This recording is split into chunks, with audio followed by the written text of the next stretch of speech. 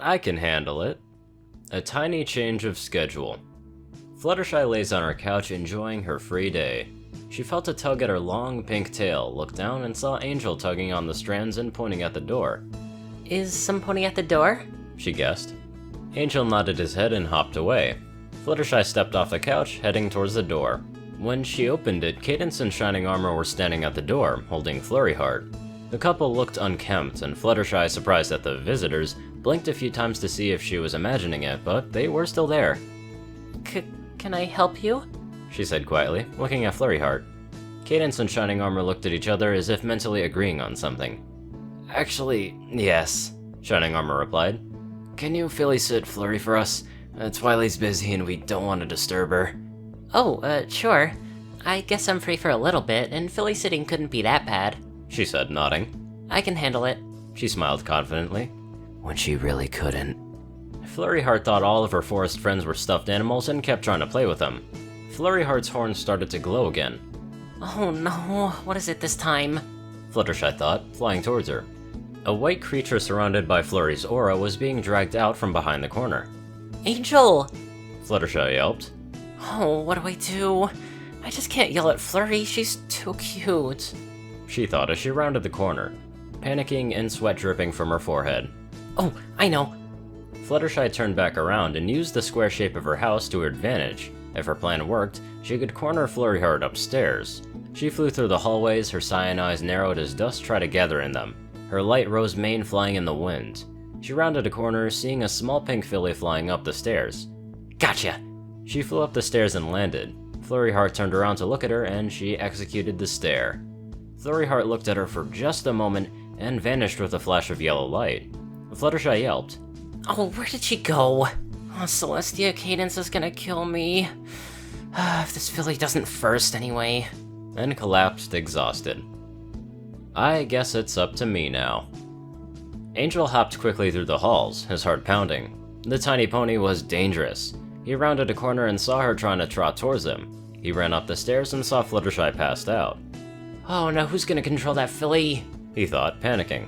He hopped down the stairs before the filly could corner him there. He saw her coming again and ran to the nearest door, slamming it as hard as his tiny bunny arms could behind him.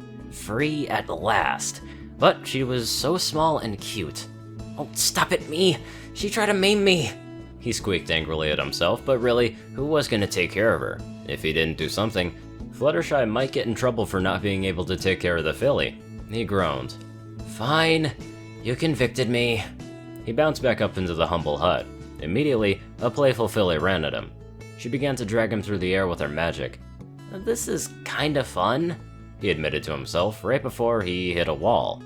When Angel woke up, the young alicorn was using her magic to make him ride a plush snail's shell. He groaned. His head still hurt from the impact, and he saw a bird fly by and motioned it over. Hey! Psst! Can you get me away from this kid? Angel squeaked to the bird. Sorry, man, she's a princess. I can't mess with a princess. The bird chirped, flying away. Angel groaned, for possibly the millionth time today. If only she could understand that he was alive too. And suddenly he fell. Thankfully, the snail plushie cushioned his fall, and he looked up to see what had stopped the filly. It was a real snail that looked similar to the plushie, and now that he thought about it, it was yellow with a green shell. It looked so small and innocent, crawling across the floor. Flurryheart was mesmerized. Maybe she'll finally learn that other things besides fillies are alive, he thought pleasantly. Just maybe. All lives matter. Angel was right, for once. Flurryheart picked up the snail with her magic and picked Angel up too. She compared them side by side, and then her smile brightened. She set the snail down. Wow, she was gentle with it for once, he thought, and she also set him down as well. He stood still, afraid of what she'd do if he moved. She gently prodded him, probably expecting him to play with her or something, and he shrugged. Why not? He hopped up to her, made a silly face, and ran away, looking behind him to see if she followed him, and she had. They had a wonderful game of tag, and Angel was actually enjoying something for once. This feeling was amazing. Angel ran through the hallways, ducking and dodging obstacles, and he looked behind him to see if she was there, but she wasn't. He retraced his steps and saw her at the top of the stairs, and when he bounced up the stairs, he saw Flurryheart looking at Fluttershy. She's still out. That's unusual. He poked her, squeaking in distress, and why wouldn't she wake up? He sagged his shoulder, and would he never eat a carrot pudding again? Gotcha! Fluttershy neighed, grabbing both Flurryheart and Angel in a big hug. Oh, you scared me! Angel squeaks, and of course Fluttershy didn't know rabbit language and didn't understand him. Flurryheart suddenly flies downstairs and flies a couple rounds around the house before stopping at the door with all of the toys that she brought with her. Fluttershy trotted down the stairs as well, Angel close behind. When they got to the bottom, the front door was open and Flurryheart was hugging Cadance in shining armor. Oh, I'm so glad that you're here! Fluttershy said. Flurry was just an angel. Angel slightly disagreed. No, thank you for giving us a break from her. Shining Armor laughed. I'm glad that you had fun with Flurryheart, Cadance said sincerely. How couldn't I? She's just so cute. Fluttershy shrilled. A few minutes later, after the couple and Flurryheart left, Fluttershy leaned over to Angel. Thank you.